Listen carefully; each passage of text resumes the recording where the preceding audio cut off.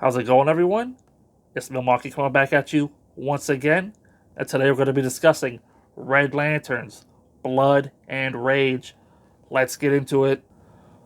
The book was written by Peter Milligan with art by Ed Benes. Atrocitus.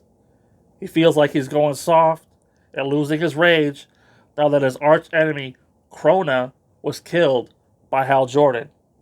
The Red Lanterns, they're sensing this weakness in Atrocitus, so they're starting to revolt.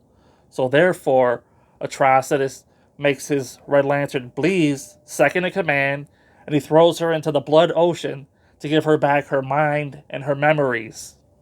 However, paranoia starts to set in for Atrocitus as he starts to think that Bleez, now that she's got her mind and memories back, is starting to conspire against him. So he takes other Red Lanterns that she was talking to and he throws them into the Blood Ocean to give them back their mind and memories so he can interrogate them to see what Bleez is up to. And while all this is going on the planet Ryut, where Atrocitus is from, on Earth, we get the origin story of our first human Red Lantern.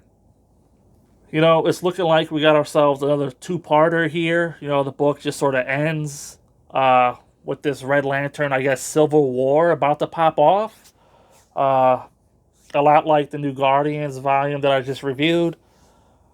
Right when things start to get going, it ends, and you're like, why?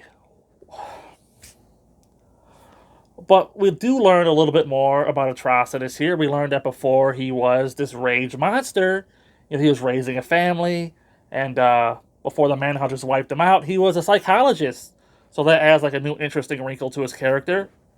Because I always thought of Atrocitus as just this mindless, raging brute. But here, we find out that he's, like I said, a psychologist, so he can really understand the mind, and he can manipulate the Red Lanterns here via their rage, because he has, the skills and the know-how from his previous career. I also enjoyed, Bleez's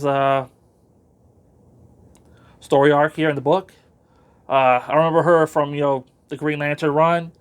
We got her origin story back then.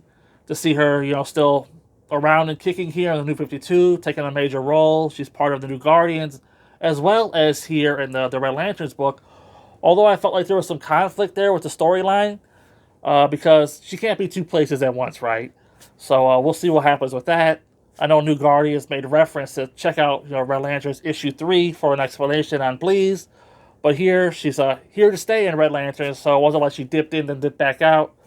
So maybe a little bit of a editorial mishap there, but who cares? More Bleez, more better, am I right?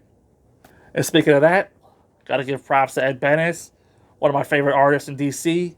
I remember really enjoying his work on Birds of Prey. So, he's just got away with the art there. If you know, you know. So, always great to see his name on a book. As far as dislikes, just the cliffhanger ending, I don't know if I was enjoying this one as much as, say, New Guardians. And there's a whole bunch of moments in this book where Atrocitus is going around space, righting wrongs, But, of course, his way of righting wrongs is killing people. So he ends up doing more harm than good, and he starts to question everything. There's a whole mystery here with Krona, how Atrocitus, he talks to Krona's dead body, and now Krona's body is missing, and is Krona alive? I hope not, because that would just totally negate Hal killing him at the end of War of Green Lanterns. But it was interesting to see Atrocitus dealing with the fact that he was unable, to kill Krona, and it was his hatred for Krona that was keeping him going, keeping his rage alive. And now that Krona's dead, he just has this empty feeling. The Red Lanterns, they're sensing it, the revolt and all this stuff. So he's trying to, keep them in check by giving them their memories. And so we start to learn their origin stories about how they were, killed and then made Red Lanterns. So there's a lot here in this first volume to enjoy if you enjoy that type of stuff. But I really feel like once the book started to get going, it ended, and that's just no good.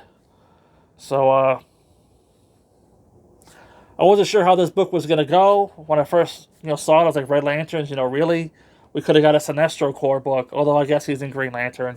We could have got, something else. But we got Red Lanterns. It was questionable. This volume, the first volume, pretty good. I want to see where it goes next. But I don't really have high hopes for this one, just being honest. So I'm going to go ahead and give Red Lanterns Blood and Rage a 3 out of 5. Kind of a ho-hum start here. But I'm going to stick with it. And until next time, I'll see you there.